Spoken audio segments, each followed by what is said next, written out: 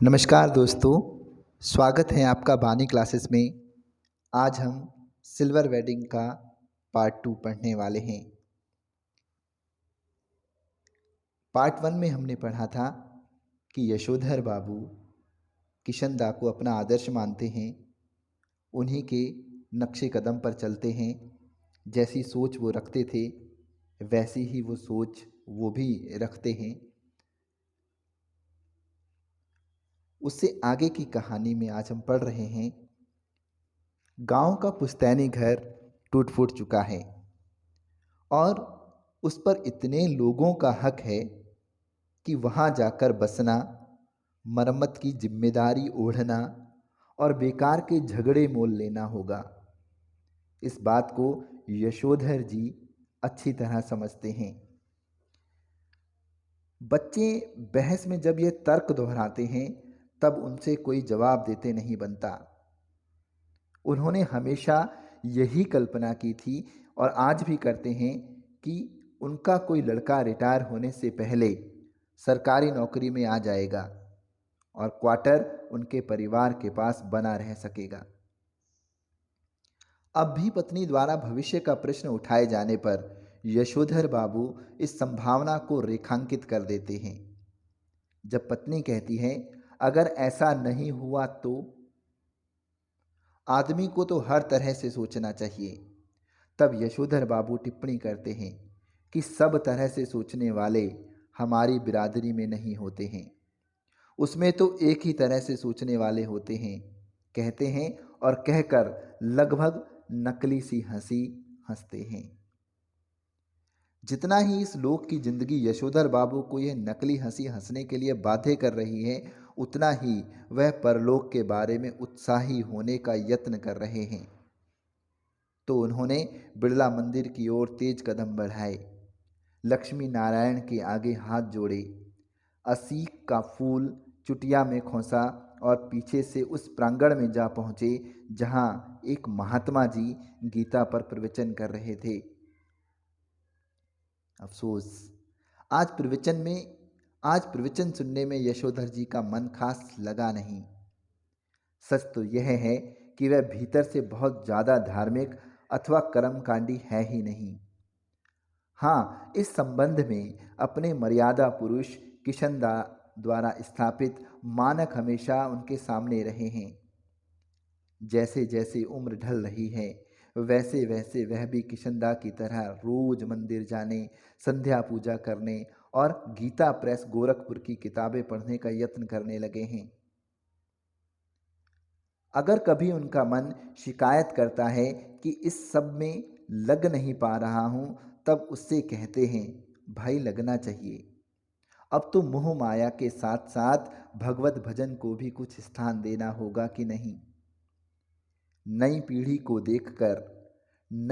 को देकर राजपाट तुम लग जाओ बाट वन प्रदेश की ओर। जो करते हैं जैसा करते हैं करें, हमें तो अब इस वर्ल्ड की नहीं, उसकी इस लाइफ की ही नहीं, उसकी चिंता करनी है। वैसे अगर बच्चे सलाह मांगे, अनुभव का आदर करें तो अच्छा लगता है, अब नहीं मांगते तो ना मांगे। यशोधर बाबू ने फिर अपने को झिड़का कि यह भी क्या हुआ कि मन को समझाने में फिर भटक गए। गीता महिमा सुनो, गीता महिमा। सुनने लगे, मगर व्याख्या में जनार्दन शब्द जो सुनाई पड़ा तो उन्हें अपने जीजा जनार्दन जोशी की याद हो आई। परसों ही कार्ड आया है कि उनकी तबीयत खराब है। यशोधर बाबू सोचने लगे कि जीजा जी का हाल पूछने अहमदाबाद जाना ही होगा। ऐसा सोचते ही उन्हें यह भी ख्याल आया कि यह प्रस्ताव उनकी पत्नी और बच्चों को पसंद नहीं आएगा। सारा संयुक्त परिवार बिखर गया है। पत्नी और बच्चों की धारणा है कि इस बिखरे परिवार के प्रति यशोधर जी का एक तरफा लगाव आर्थिक दृष्टि से सर्वथा मूर्खतापूर्ण है। यशोधर जी खुशी गम के हर मौके पर रिश्तेदारों के यहाँ जाना जरूरी समझते हैं। वह चाहते हैं कि बच्चे भी पारिवारिकता के प्रति उत्साही हों। बच्चे क्रुद्ध ही होते हैं। अभी उस दिन हद हो गई। कमाऊ बेटे ने यह कह दिया कि आपको बुआ को भेजने के लिए पैसे मैं तो नहीं दूंगा। यशोधर बाबू को कहना पड़ा कि अभी तुम्हारे बब्बा की इतनी साख है कि 100 रुपये उधार ले सकें। यशोधर जी का नारा, हमारा तो सैप, ऐसा ही देखा ठहरा। हमें तो यही परंपरा विरासत में मिली है। इस नारे से उनकी पत्नी बहुत चिढ़ती है। पत्नी का कहना है, और सही कहना है, कि यशोधर जी का स्वयं का देखा हुआ कुछ नहीं है। माँ के मर जाने के बाद छोटी सी उम्र में वह गांव छोड़कर अपनी विधवा बुआ के पास अल्मोड़ा आ गए थे। बुआ का कोई ऐसा लंबा चौड़ा परिवार तो था नहीं जहाँ की यशोधर जी कुछ देखते और परंपरा के रंग में रंगते। मैट्रिक पास करते ही वह दिल्ली आ गए और यहाँ रहे कुंवारे कृष्णानंद जी के साथ। कुंवारे की गृहस्थी में देखने को होता क्या है? पत्नी आग्रह पूर्वक कहती है कि कुछ नहीं, तुम अपने उन किशनदा के मुंह से सुनी सुनाई बातों को अपनी आंखों देखी यादें बना डालते हो। किशनदा को जो भी मालूम था वह उनका पुराने गंवई लोगों से सीखा हुआ ठहरा। दिल्ली आकर उन्होंने घर परिवार तो बसाया नहीं जो जान पाते कि कौन से रिवाज निभ सकते हैं, कौन से नहीं। पत्नी का कहना है कि किशनदा तो थे ही जन्म के बूढ़े। तुम्हें क्या सुर लगा जो उनका बुढ़ापा खुद उड़ने लगे हो? तुम शुरू में तो ऐसे नहीं थे। शादी के बाद मैंने तुम्हें देखा, देख जो क्या नहीं रखा है।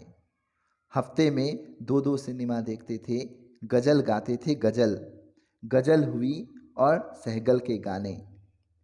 यशोधर बाबू स्वीकार करते हैं कि उनमें कुछ परिवर्तन हुआ है, लेकिन वह समझते हैं कि उम्र के साथ साथ बुजुर्गियत आना ठीक ही है। पत्नी से वह कहते हैं कि जिस तरह तुमने बुढ़िया काल वह बगैर बहु ब्लाउज पहनना, यह रसोई से बाहर दाल भात खा लेना, यह ऊंची हील वाली सैंडल पहनना और ऐसे ही 50 काम अपनी बेटी की सलाह पर शुरू कर दिए हैं, मुझे तो वे समहाउ इम्प्रॉपर ही मालूम होते हैं। एनीवे, मैं तुम्हें ऐसा करने से रोक नहीं रहा। देयरफॉर तुम लोगों को भी मेरे जीने के ढंग पर कोई ऐतराज नहीं होना चाहिए। यशोधर बाबू को धार्मिक प्रवचन सुनते हुए भी अपना पारिवारिक चिंतन में ध्यान डूबा रहना अच्छा नहीं लगा। सुबह शाम संध्या के बाद जब वह थोड़ा ध्यान लगाने की कोशिश करते हैं, तब भी मन किसी परम सत्ता में नहीं, इस परिवार में लीन होता है। यशोधर जी चाहते हैं कि ध्यान लगाने की सही विधि सीखें। साथ ही वह अपने से भी कहते हैं कि परहैप्स ऐसी चीज के लिए रिटायर होने के बाद का समय ही प्रॉपर ठहरा। वानप्रस्थ के लिए प्रेस्क्राइब्ड ठहरी ये चीज़ें। वानप्रस्थ के लिए यशोधर बाबू का अपने पुश्तैनी गांव जाने का इरादा है, रिटायर होकर। Four from the madding crowd समझें। इस तरह की तमाम बातें यशोधर बाबू पैदाइशी बुजुर्गवार किशनदा के शब्दों में और उनके ही लहजे में कहा करते हैं, और कहकर उनकी तरह ही वे झेंपी सी लगभग नकली सी हंसी हंस देते हैं। जब तक किशनदा दिल्ली में रहे, यशोधर बाबू नित्य नियम से हर दूसरी शाम उनके दरबार में हाजिरी लगाने पहुंचते रहे। स्वयं किशनदा हर सुबह सैर से लौटते हुए अपने इस मानस पुत्र के क्वार्टर में झांकना और हेल्दी वेल्दी एंड वाइज बन रहा है न भाऊ, ऐसा कहना कभी नहीं भूलते। जब यशोधर बाबू दिल्ली आए थे तब उनकी सुबह थोड़ी देर से उठने की आदत थी। किशनदा ने उन्हें रोज सुबह झकझोर कर उठाना और साथ में ले जाना शुरू किया और यह मंत्र दिया, early to bed and early to rise makes a man healthy and wise. जब यशोधर बाबू अलग क्वार्टर में रहने लगे और अपनी गृहस्थी में डूब गए, तब भी किशनदा ने यह देखते रहना जरूरी समझा कि भाऊ यानी बच्चा सवेरे जल्दी उठता है कि नहीं। यशोधर बाबू को यह अच्छा लगता था कि कोई उन्हें भाऊ कहता है। हर सवेरे वह किशनदा से अनुरोध करते हैं, अनुरोध करते कि चाय पीकर जाएं। किशनदा कभी कभी इस अनुरोध की रक्षा कर देते। यशोधर बाबू ने किशनदा को घर और दफ्तर में विभिन्न रूपों में देखा है, लेकिन किशनदा की जो छवि उनके मन में बसी हुई है वह सुबह की सैर को निकले किशनदा की ही है। कुर्ते पजामे के ऊपर ऊनी गाउन पहने, सिर पर गोल विलायती टोपी, पाँव में देशी खड़ाऊ धारण किए हुए और हाथ में कुत्तों को भगाने के लिए एक छड़ी लिए हुए। जब तक किशनदा दिल्ली में रहे तब तक यशोधर बाबू ने उनके पट शिष्य और उत्साही कार्यकर्ता की भूमिका पूरी निष्ठा से निभाई। किशनदा के चले जाने के बाद उन्होंने ही उनकी कई परंपराओं को जीवित रखने की कोशिश की और इस कोशिश में पत्नी और बच्चों को नाराज किया।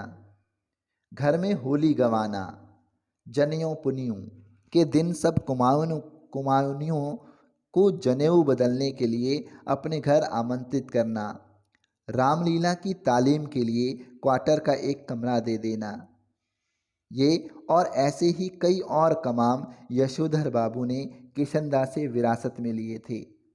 उनकी पत्नी और बच्चों को इन आयोजनों पर होने वाला खर्च और इन आयोजनों में होने वाला शोर दोनों ही सख्त नापसंद थे।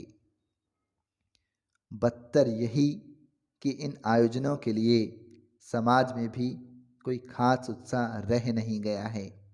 यशोधर जी चाहते हैं उन्हें समाज का सम्मानित बुजुर्ग माना जाए, लेकिन जब समाज ही ना हो तो यह पद उन्हें क्यों कर मिले। यशोधर जी कहते हैं बच्चे मेरा आदर करें और उसी तरह हर बात में मुझसे सलाह लें जिस तरह मैं किशनदा से लिया करता था।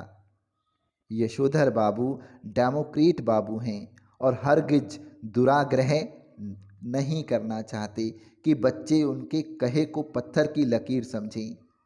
लेकिन यह भी क्या हुआ कि पूछा न ताछा, जिसके मन में जैसा आया करता रहा। गारंटीड तुम्हारी नॉलेज ज़्यादा होगी, लेकिन एक्सपीरियंस का कोई सब्स्टिट्यूट ठहरा नहीं बेटा। मानो ना मानो, झूठे मुंह से सही एक बार पूछ तो लिया करो, ऐसा कहते हैं यशोधर बाबू और बच्चे यही उत्तर देते हैं।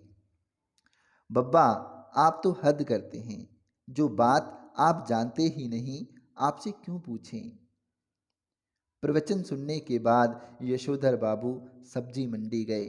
यशोधर बाबू को अच्छा लगता अगर उनके बेटे बड़े होने पर अपनी तरफ से यह प्रस्ताव करते कि दूध लाना, राशन लाना, CGHS डिस्पेंसरी से दवा लाना, सदर बाजार जाकर दालें लाना, पहाड़गंज से सब्जी लाना, डिपो से कोयला लाना, ये सब काम आप छोड़ दें, अब हम कर दिया करेंगे। एकाध बार बेटों से खुद उन्होंने ही कहा, तब वे एक दूसरे से कहने लगे कि तू किया कर, तू क्यों नहीं करता। इतना कोहराम मचा और लड़कों ने एक दूसरे को इतना ज़्यादा बुरा भला कहा कि यशोधर बाबू ने इस विषय को उठाना भी बंद कर दिया।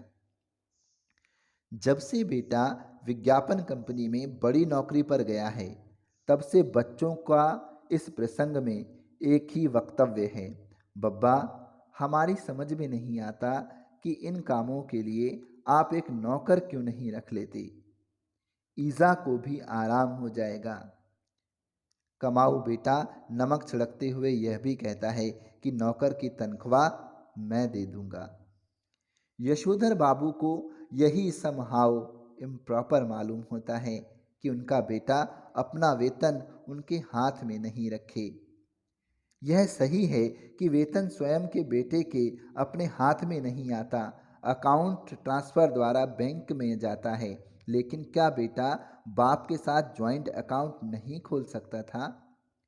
झूठे मुंह से ही सही एक बार ऐसा कहता तो। इस पर बेटे का अपने वेतन को अपना समझते हुए बार बार कहना कि यह काम मैं अपने पैसे से करने को कह रहा हूँ, आपके से नहीं जो आप नुक्ताचीनी करें। इस क्रम में बेटे ने पिता का यह क्वार्टर तक अपना बना लिया। अपना वेतन अपने ढंग से वे इस घर पर खर्च कर रहा है। कभी कारपेट बिछवा रहा है, कभी पर्दे लगवा रहा है, कभी सोफा आ रहा है, कभी डनलप वाला डबल बेड और सिंगार मेज, कभी टीवी, कभी फ्रिज। क्या हुआ ये? और ऐसा भी नहीं कहता कि लीजिए पिताजी, मैं आपके लिए यह टीवी ले आया। कहता यही है कि मेरा टीवी है, समझे, इसे कोई न छुआ करे। क्वार्टर ही उसका हो गया। ये अच्छी रही।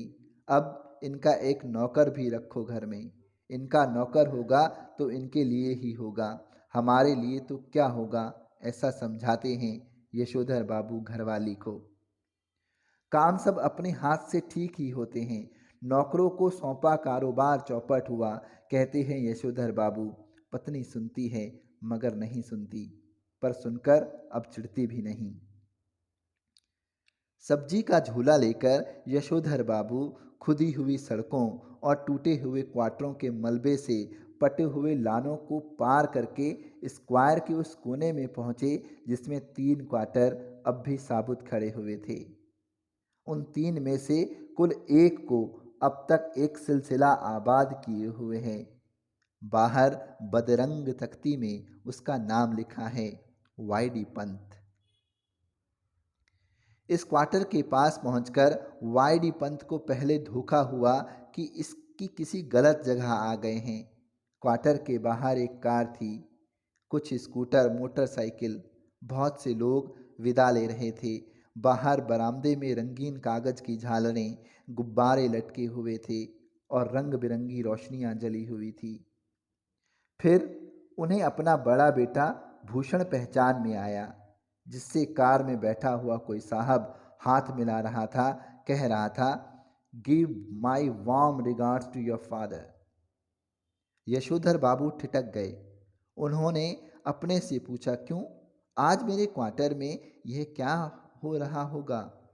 उसका जवाब भी उन्होंने अपने को दिया, जो करते होंगे ये लौंडे मोंडे, इनकी माया यही जाने। अब यशोधर बाबू का ध्यान इस ओर गया कि उनकी पत्नी और उनकी बेटी भी कुछ मेम साहबों को विदा करते हुए बरामदे में खड़ी हैं। लड़की जीन और बगैर बहाँ का टॉप पहने हैं। यशोधर बाबू उससे कई मर्तबा कह चुके हैं कि तुम्हारी यह पतलून और सैंडो बनने वाली ड्रेस मुझे तो समहाउ इम्प्रॉपर मालूम होती है, लेकिन वह भी जिद्दी ऐसी है कि इसे ही पहनती है। पत्नी भी उसी की तरफदारी करती है, कहती है, वह सिर पर पल्लू वल्लू मैंने कर लिया बहुत तुम्हारे कहने पर, समझे। मेरी बेटी वही करेगी जो दुनिया कर रही है।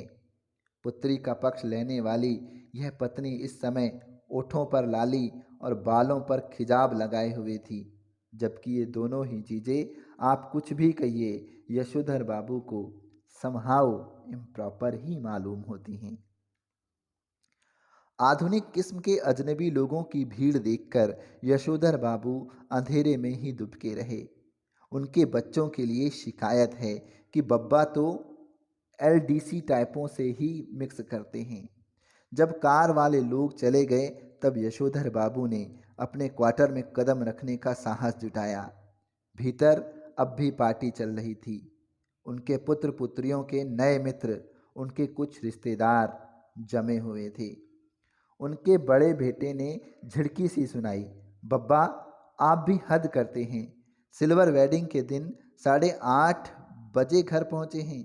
अभी तक मेरे बॉस आपकी राह देख रहे थे।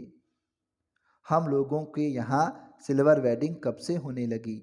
यशोधर बाबू ने शर्मीली हंसी हंस दी। जब से तुम्हारा बेटा 1,500 माहवार कमाने लगा है तब से। यह टिप्पणी थी चंद्रदत्त तिवारी जी की, जो इसी साल MASAS पास हुआ है और दूर के रिश्ते से यशोधर बाबू का भांजा लगता है।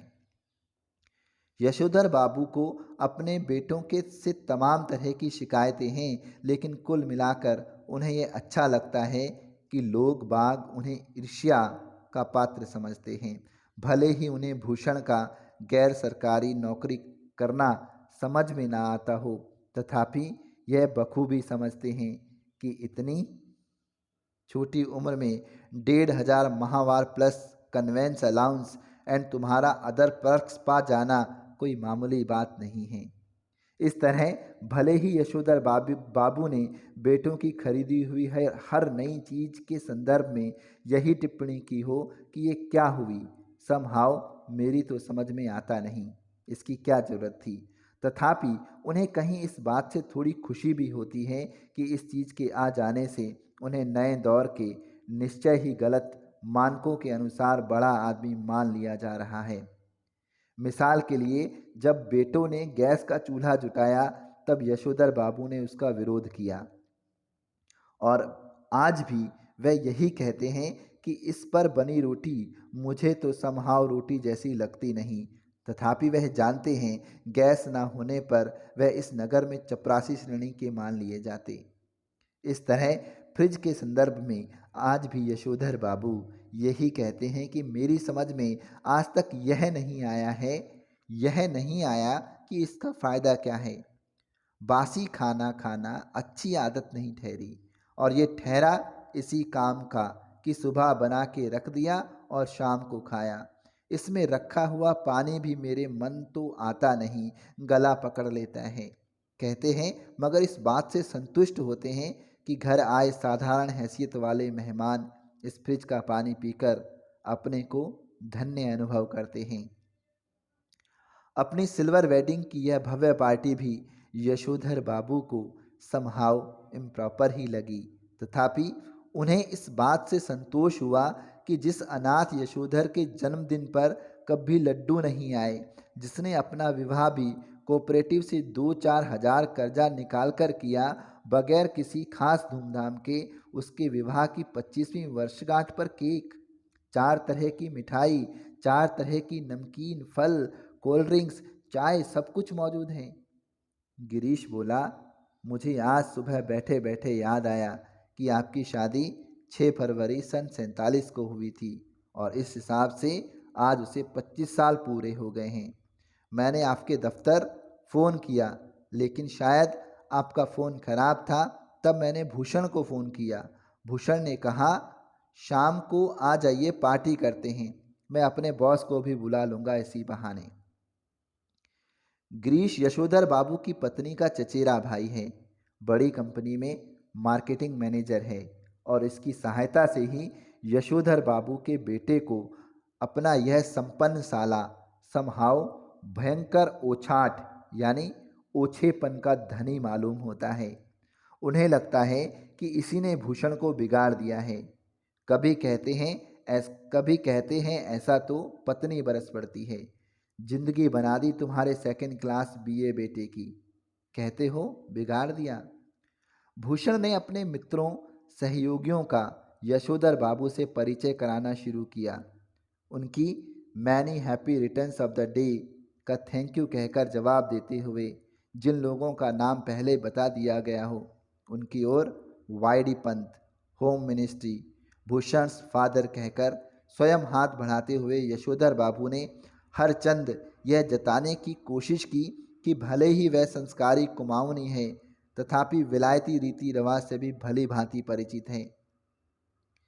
किशनदा कहा करते थे कि आना सब कुछ चाहिए, सीखना हर एक बात ठहरी, लेकिन अपनी छोड़नी नहीं चाहिए। टाई सूट पहनना आना चाहिए लेकिन धोती कुर्ता अपनी पोशाक है, यह नहीं भूलना चाहिए। अब बच्चों ने एक और विलायती परंपरा के लिए आग्रह किया। यशोधर बाबू अपनी पत्नी के साथ केक काटी। घरवाली पहले थोड़ा शर्माई लेकिन जब बेटी ने हाथ खींचा तब उसे केक के पीछे जा खड़ी होने में कोई हिचक नहीं हुई। वहीं से उसने पति को भी पुकारा। यशोधर बाबू को केक काटना बचकानी बात मालूम हुई। बेटी उन्हें लगभग खींच कर ले गई। यशोधर बाबू ने कहा somehow I don't like all this, लेकिन एनीवे उन्होंने केक काट ही दिया। गिरीश ने उनकी यह अनमनी किंतु संतुष्ट छवि कैमरे में कैद कर ली। अब पति पत्नी से कहा गया कि वे केक से मुंह मीठा करें एक दूसरे का। पत्नी ने खा लिया मगर यशोधर बाबू से इनकार कर दिया। उनका कहना था कि मैं केक खाता नहीं, इसमें अंडा पड़ा होता है। उन्हें याद दिलाया गया कि अभी कुछ वर्षों पहले तक आप मांसाहारी थे। एक टुकड़ा केक खा लेने में क्या हो जाएगा? लेकिन वह नहीं माने। तब उनसे अनुरोध किया गया कि लड्डू ही खा लें। भूषण के एक मित्र ने लड्डू उठाकर उनके मुंह में ठूसने का यत्न किया, लेकिन यशोधर बाबू इसके लिए भी राजी नहीं हुए। उनका कहना था कि मैंने अब तक संध्या नहीं की है। इस पर भूषण ने झुंझलाकर कहा, तो बब्बा पहले जाकर संध्या संध्या कीजिए। आपकी वजह से हम लोग कब तक रुके रहेंगे? नहीं नहीं, आप सब लोग खाइए, यशोधर बाबू ने बच्चों के दोस्तों से कहा। Please go ahead, no formality. Yashodhar Babu ने आज पूजा में कुछ ज़्यादा ही देर लगाई, इतनी देर कि ज़्यादातर मेहमान उठकर चले जाएं। उनकी पत्नी, उनके बच्चे बारी बारी से आकर झांकते रहे और कहते रहे, जल्दी कीजिए, मेहमान लोग जा रहे हैं। शाम की 15 मिनट की पूजा को लगभग 25 मिनट तक खींच लेने के बाद भी जब बैठक से मेहमानों की आवाज़ें आती सुनाई दी, तब यशोधर बाबू पद्मासन साधकर ध्यान लगाने बैठ गए। वह चाहते थे कि उन्हें प्रकाश का एक नीला बिंदु दिखाई दे, मगर उन्हें किशनदा दिखाई दे रहे थे।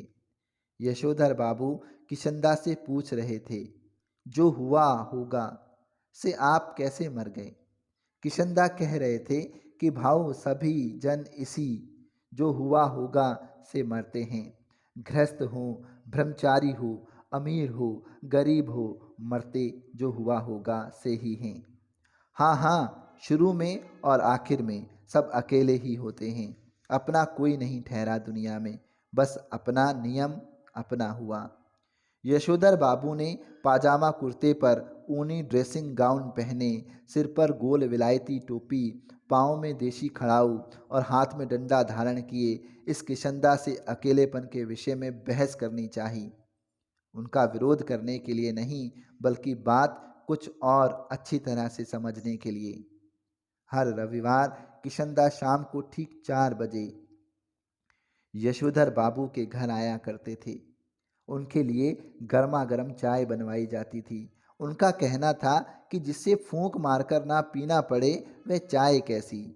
चाय सुकुड़ते हुए किशनदा प्रवचन करते थे और यशोधर बाबू बीच बीच में शंकाएं उठाते थे।